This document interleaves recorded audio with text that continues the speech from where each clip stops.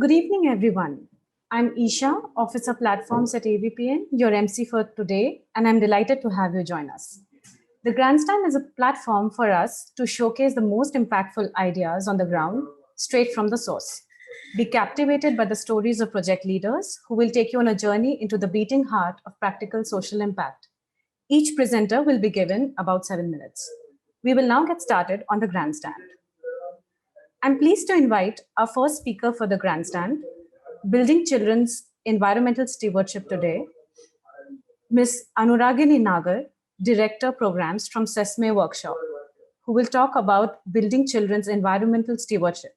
Ms. Nagar, over to you, please. Thank you, Isha. Yes, thank you. I want to start this presentation by taking you all through my own personal journey. What you see on the screen are just snapshots of something that I was a part of in 1993. This slide refers to Section 3 of Agenda 21 that talks of strengthening the role of major groups, which includes children and youth in sustainable development. We all know India is a signatory to Agenda 21. Can we move to the next slide, please? It's now been 25 years since, I was a 19-year-old and I contributed to this beautiful book called Rescue Mission Planet Earth. We called it a children's edition of Agenda 21.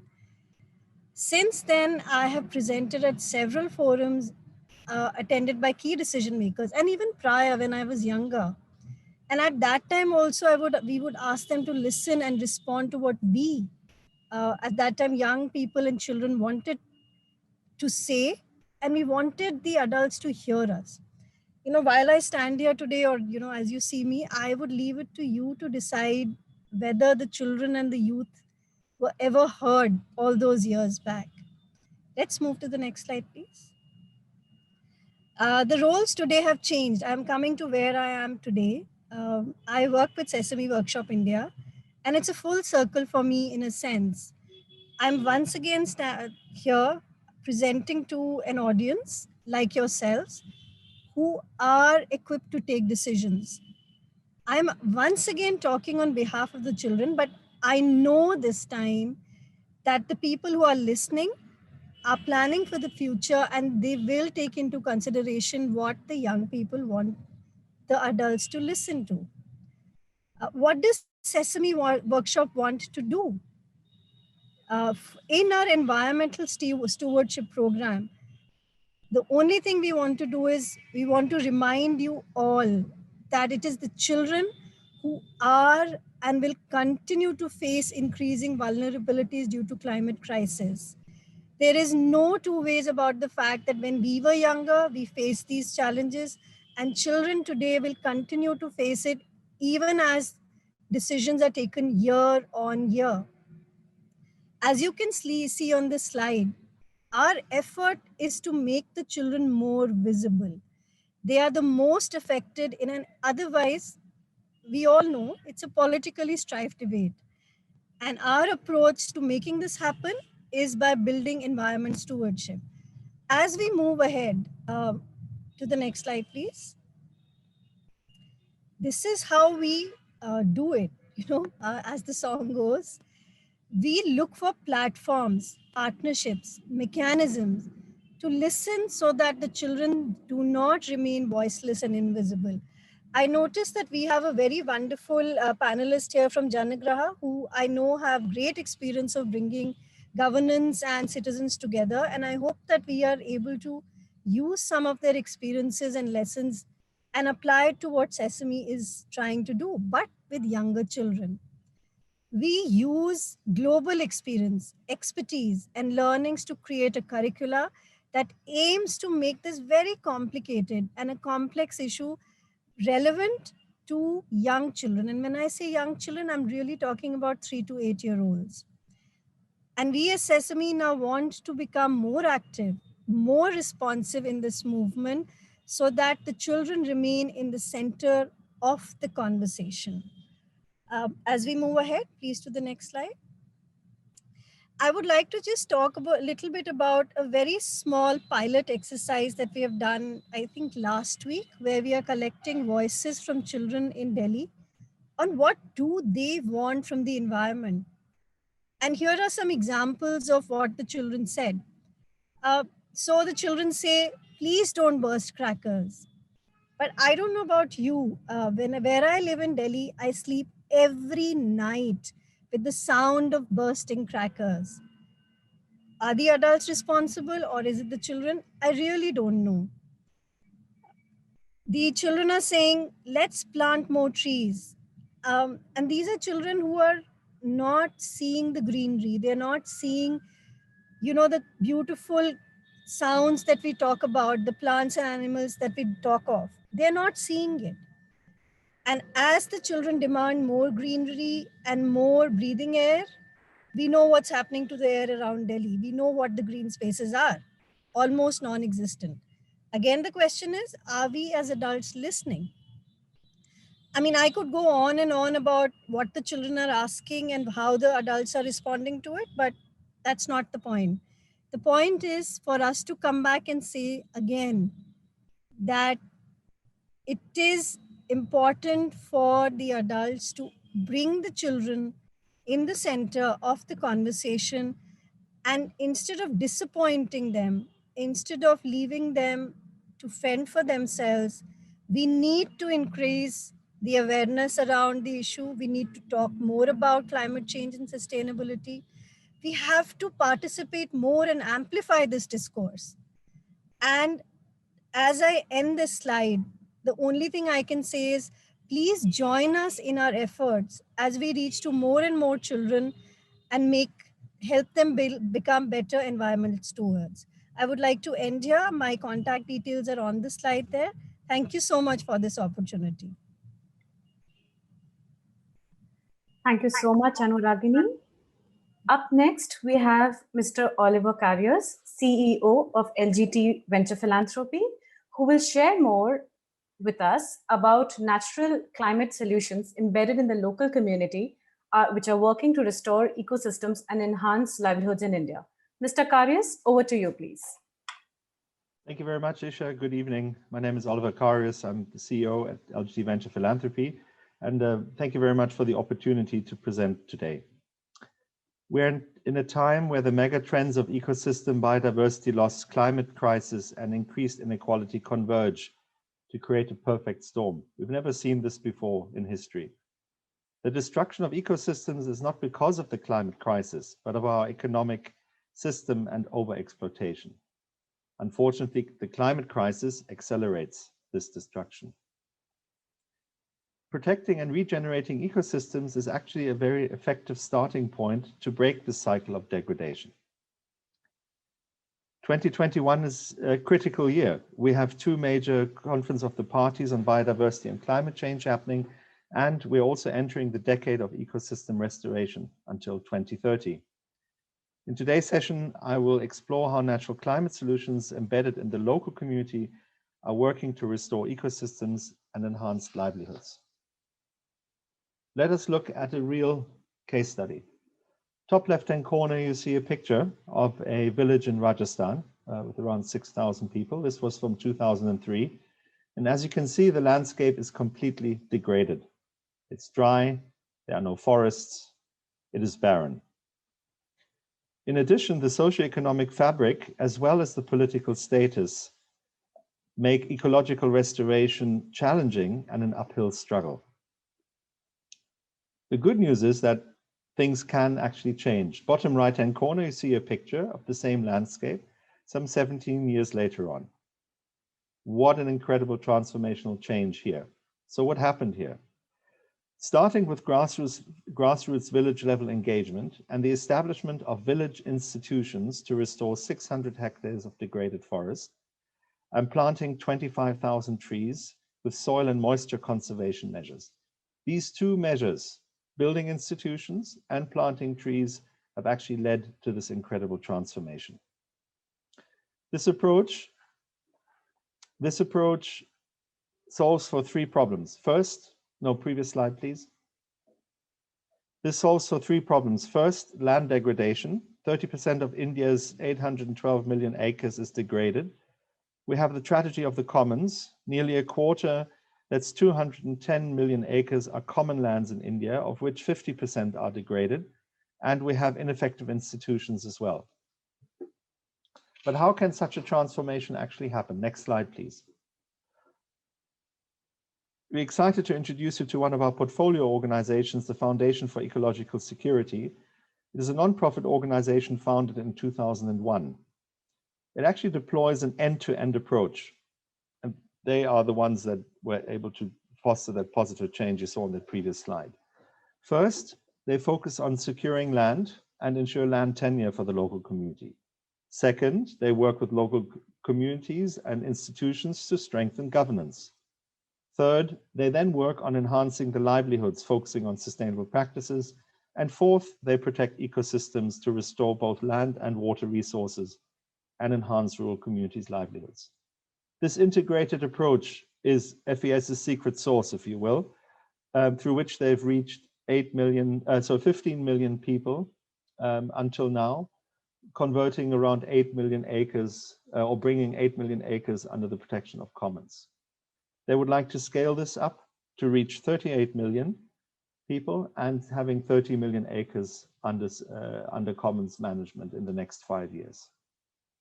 The interesting thing is that FES does this directly, but they're also working with the local partners and are scaling through network and government partnerships. They use open data, technology platforms, and deep community ties to scale their impact. Next slide, please.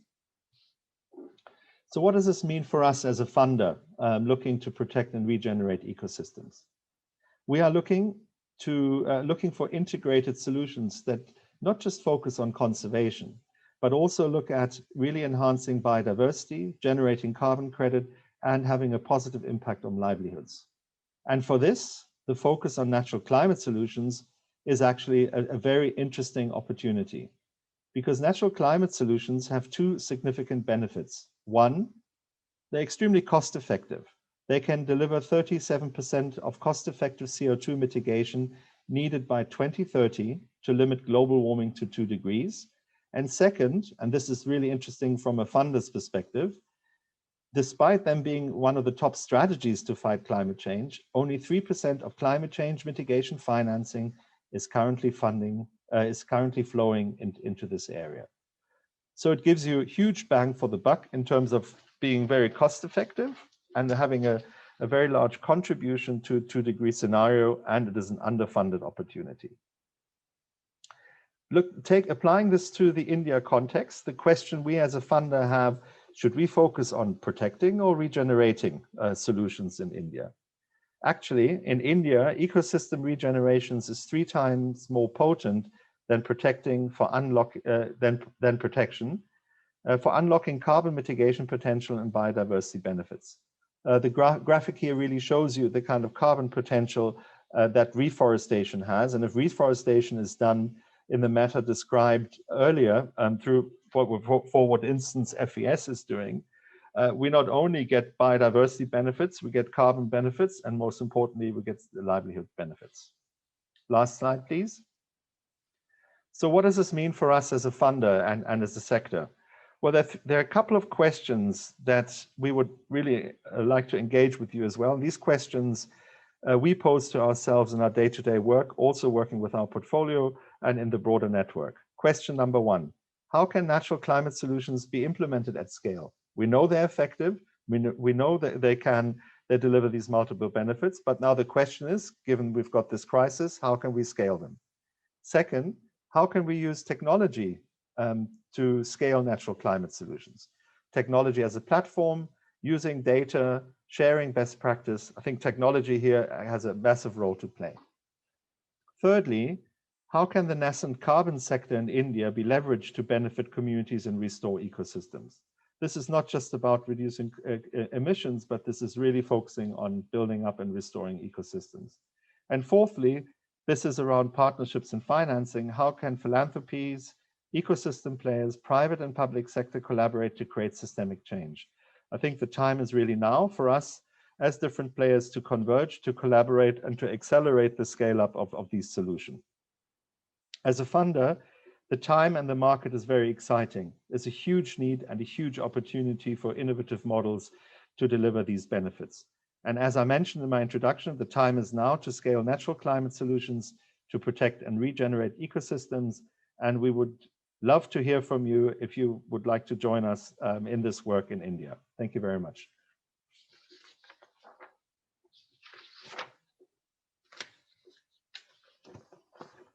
Thank you so much, Oliver. Our next speaker is Ms. Sapra Karim, Head of Civic Participation at Janagra. She will share success stories from the use cases of Janagras Swachhata solution. Ms. Karim, please. And before you come, I request all the speakers to make, while they're making the presentation, to please switch on the cameras. Thank you. Thank you, Isha. Hello, everyone. Our mission at Janagra is to transform the quality of life in India's cities and towns. There is no silver bullet that will solve this problem because of the systemic nature that it has. But even as I say this, next slide, please. I would like to share with you today a partnership model between citizens and cities that we have been engaged with for the last 5 years with the federal government of India through the Ministry of Housing and Urban Affairs. But before that, let me define what do we mean when we say we want to improve the quality of life. Next slide, please. We are over 471 million citizens living in India's cities today. We expect to grow to 800 million by 2050. Over 70% of our GDP actually comes from India's cities. Cities are therefore crucial in India's democratic and economic growth story across critically 3 aspects. The first is quality of life. Citizens need basic infrastructure and services and a very enabling environment that will enable them to create jobs, deploy capital, and drive economic growth. And with over 50% of India expected to live in India's cities and towns, partnerships, trust building between citizens and government will be critical in building a very strong democratic fabric in our cities. Our mission, therefore, at Janagra is to improve the quality of life. And in that, we speak about quality of life as 2 interrelated aspects of quality of citizenship and the quality of infrastructure and services. Now, improvement in the quality of life actually requires to be looked at through a systems lens. What citizens experience today as a lack of regular water supply, infrequent power supply, non-motorable roads, or the lack of green and blue spaces in cities, or really bad water and waste management are symptoms of a much deeper malaise in the system. Compounding this problem is the fact that there are no formal institutionalized platforms for citizens to engage with their government on a regular basis and limits itself only to participation in the elections. Therefore, the root causes for change or the drivers for this are policies, laws, and institutional frameworks that we need to build, along with very strong accountability mechanisms. It's therefore important to apply systemic thinking in addressing these root causes and building solutions through the lens of systems thinking. Next slide, please.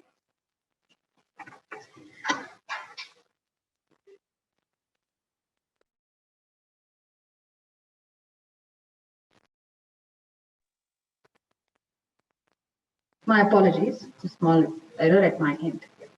Our systems framework is captured in 4 interrelated aspects. They are urban planning and design, urban capacities and resources, transparency, accountability, and citizen participation, and empowered and legitimate political representation. Our thinking, therefore, focuses on the root causes rather than the symptoms of the problem that we see in our cities every day. And it lays emphasis for the need to apply the systems approach in building solutions.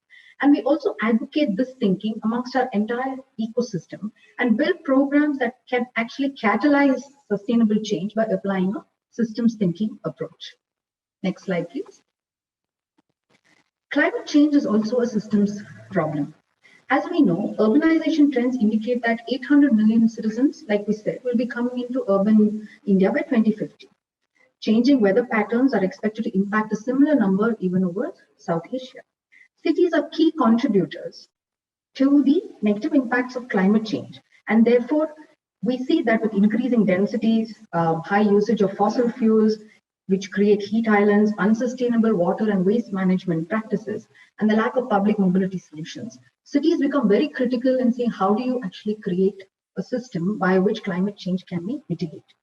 Now, for this, it's important that cities look at, when you look at urban planning and design, how do you really look at mixed use planning? How do you plan for green spaces? How do you encourage citizens to actually look at behavioral change, which will bring down the effects of negative effects of climate change?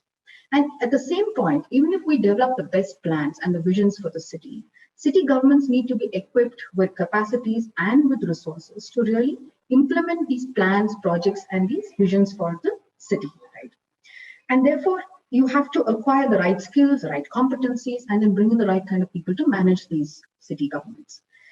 The other aspect, and very important one in our democratic context, is empowering our mayors and our people's representatives, who can really take the decisions, who can hold city governments accountable for metrics that we put together for mitigating any negative impact on climate. And how does that happen? With periodic engagement with citizens, in cities, right? And even as I say all this, the fact is that fixing any systemic issue is a very slow and laborious process, right? And even more so in democratic contexts. Therefore, it is important to build very strong political will and also generate public demand to fast track these initiatives and programs. Next slide, please. So in its quest to look at working with citizens to build a clean India and a clean and healthy environment for the country, the Government of India, through the Ministry of Housing and Urban Affairs, launched one of the largest programs on Clean India called the Swachh Bharat Mission. Right? The Swachh Bharat Mission had largely two objectives that it wanted to achieve.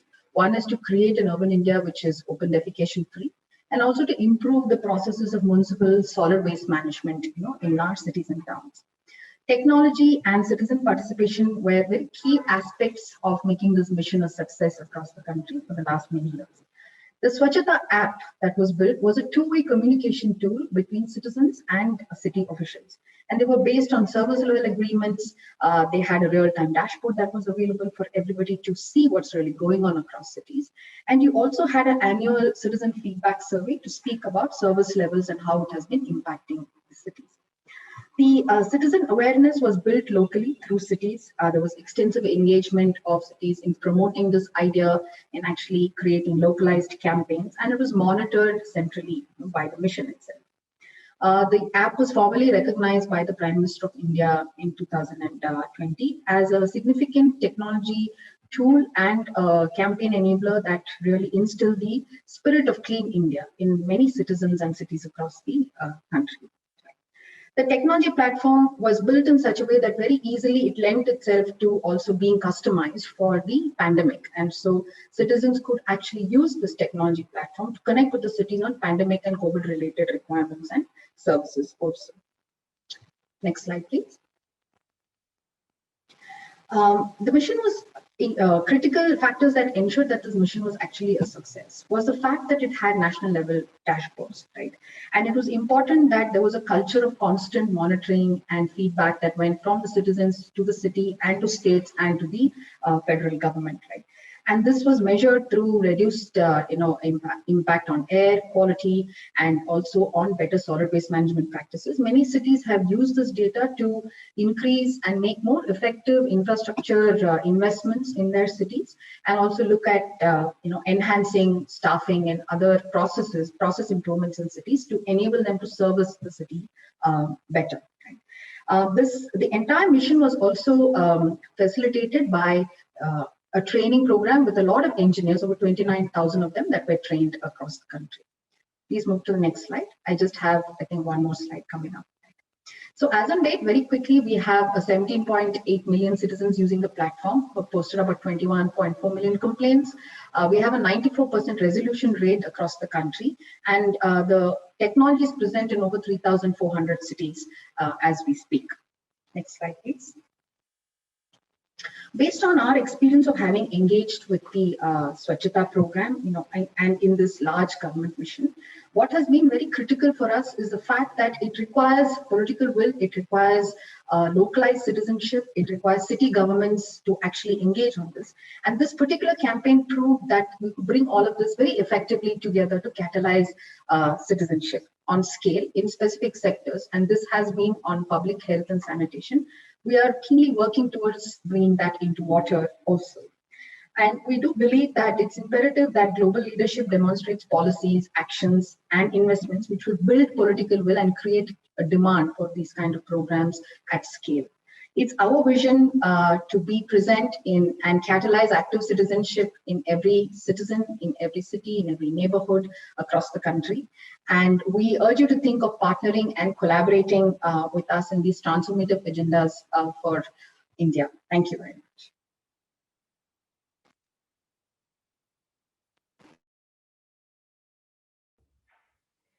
Thank you, Sapna. That was very informative. Up next, we have Circulating Capital, represented by Mr. Akash Singh, Investment Manager for India. Mr. Singh will talk about how catalytic capital into the circular economy can finance innovation and companies across the waste management and recycling industry to help India build back from the pandemic sustainably. Over to you, Akash. Thank you, Isha. Hello, everyone. I'm Akash Singh, Investment Manager at Circulating Capital. Today, I'll be talking about how we're trying to solve the environmental challenges around plastics and circular economy, and the link between a chocolate bar wrapper, and the greenhouse gas emissions. Have you ever wondered how ubiquitous plastic really is? If some of you are taking notes at this session, you're probably using a pen that is made of plastic. Or if you're typing on your iPad or your laptop, that is also made of plastic. From your toothbrush to apparels to the tiffin box to the packaging for medicines and vaccines, you will find plastic all around you. And that's because plastic has some fantastic properties that makes it one of the most useful materials in a wide range of applications. However, there is another side to it: plastic pollution. There are an estimated 150 million tons of plastic waste in the ocean right now, and this is growing by 8 million tons every year. That is equivalent to one garbage truck of plastic waste being dumped into the ocean every single minute. A 45% reduction of the global plastic leakage is possible by improving waste and recycling infrastructure in just 5 Asian countries, where most of the plastic gets into the ocean.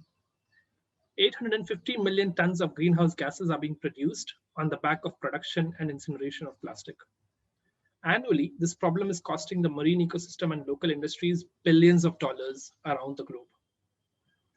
So on the one hand side, we are saying plastic has useful properties. And on the other hand, we are saying plastic is the cause of serious problems to our environment. How do you solve such a challenge? Well, the solution lies in building circular economies. And what is holding us back in building healthy circular economies? We'll see on the next slide. Based on our experience as one of the earliest investors in this space in Asia, we have distilled the issue into 3 key challenges. First, 40% of plastic waste in India remains uncollected and is eventually dumped into water bodies or managed through open burning. Second, most plastic is downcycled into applications that do not allow for plastic to be used again and again, preventing the realization of the full value of plastic. An ancillary issue to this is the prevalence of flexible plastics, such as chocolate bar wrappers. They are notoriously difficult to recycle and are the largest contributors to plastic pollution. And as you see as the last challenge or key issue item highlighted here, the industry in India is highly fragmented, which makes the system inefficient and reduces the capacity for accurate traceability. So on the right-hand side, we talk about the solutions. And as you can see, the strategy requires a multi-pronged solution approach, which is why we are investing across the value chain to scale collection and sorting, to reduce plastic leakage, to scale upcycling into high-value applications such as bottle-to-bottle or food-grade recycling, and to scale digitization to improve transparency and market efficiency. A little more about us before I move on. If you could go to the next slide, please. We established the Circulating Capital Ocean Fund to invest in startups and SMEs that can advance circular economies across Asia. The Ocean Fund brings together public and private sectors, raising $106 million from the names you see on this slide. The idea is to deploy this capital in businesses that combine strong impact potential with sustainable financial returns. And we have already started this journey. If we could go to the next slide. Over the last year and a half, we have committed $39 million to 6 companies in India. And as you can see, these are across the different segments of the value chain. NEPRA, a homegrown Indian waste management company, specializes in collection and sorting of local municipal dry waste. With additional capital, the company plans to scale from 3 facilities to 30 facilities across 25 cities. Sri Chakra and Dalmia are recyclers who are in a race to construct the first accredited food-grade bottle-to-bottle recycling facility in India. Lucro and Recron specialize in recycling flexible plastics, and both companies are committed to scaling innovation to drive new applications and new markets for their products. Recycle is building the first waste commerce platform and provides digitization and marketplace solutions for the entire value chain to enhance transparency and efficiency in the ecosystem. And these companies, as we have seen, do not only have the potential to create a strong environmental and social impact, but are also backed by strong economic models. Can we move to the next slide, please? Beyond to the financial, the opportunity for impact is significant, as I said. By investing in and scaling these 6 companies, 5 million tons of plastic waste will be prevented from entering the environment. And as a result, close to 7 million tons of greenhouse gas emissions will be avoided, the equivalent to 1 year's emissions from 1.5 million cars. In addition, over 6,000 safe, stable, and dignified new jobs will be created with increased direct access to digital payment and banking systems, ensuring higher levels of financial and digital inclusion and improved livelihoods. We believe that by investing across the value chain, we have the opportunity to move the needle and create sustainable impact on climate change. Over the coming months, we will be looking forward to expand into more innovation areas and building more markets to address the plastic pollution and climate change issues. We welcome other investors to partner on this journey. Next slide, please. If you're interested to explore collaboration with our work, please feel free to get in touch with me. Thank you. Thank you, Akash. Our final grandstand speaker for the day is Dr. Priyesh Modi, Head of CSR at CLP India. Mr. Modi will talk about impact created by CLP India's project in furthering positive climate action. I would now like to invite Mr. Modi. Mr. Modi, over to you, please. Thank you, Isa. I would like to start with congratulating all my co-presenters today. Wonderful presentations on climate action. I think we spoke about building environmental stewardship in children 3 to 8 years age. A wonderful presentation on by FES on ecological security and biodiversity. We spoke about quality of life of citizens, and finally, wonderful presentation by Akash on plastic recycling and the solutions. So I think it was wonderful learning from me to start with. And as a company, CLP India, we are working on to empower communities and doing our little bit of the support to how we can build climate resilience among our communities. So basically, CLP India, just to give a brief introduction of my company, is owned by CLP Group Hong Kong and CDPQ, which is Canada's pension plan. And we are present in 8 states in India, with which we have power generation, renewable energy, and both the conventional energy, and also transmission business. Next. Well, so this is Climate Vision 2050 of CLP Group. And this showcases well the sensitivity that the company has on climate vision, and how the overall plan is published in 2007 and then further refined to make overall climate intensity to almost like a reduction of 82% from 2007. And this is being achieved by increasing the power generation portfolio to renewable energy, which is essentially wind and solar. Next. Right. So CLP through its CSR initiatives used to do many thematic areas and work to improve the quality of life of people close to the catchment of our power plants. However, our cross-cutting focus remains on youth and women empowerment. while we continue to do work on education, sanitation, healthcare, and so many other programs on climate resilience building. So I will just focus on few of the initiatives that we have done and we have been doing across our communities. The first one being the popular, you must be aware of the stubble burning issues that we have in the northern western states of India. And this is typically happens because of the narrow time gap between two crops, and it's very easy to use a matchbox and burn the stubble instead of sustainably managing it. So this is a program which we are partnering with Confederation of Indian Industries for last 3 years, and it's making a difference in the area.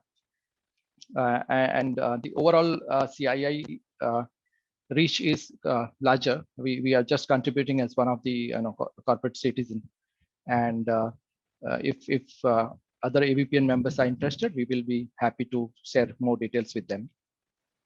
Next slide, please.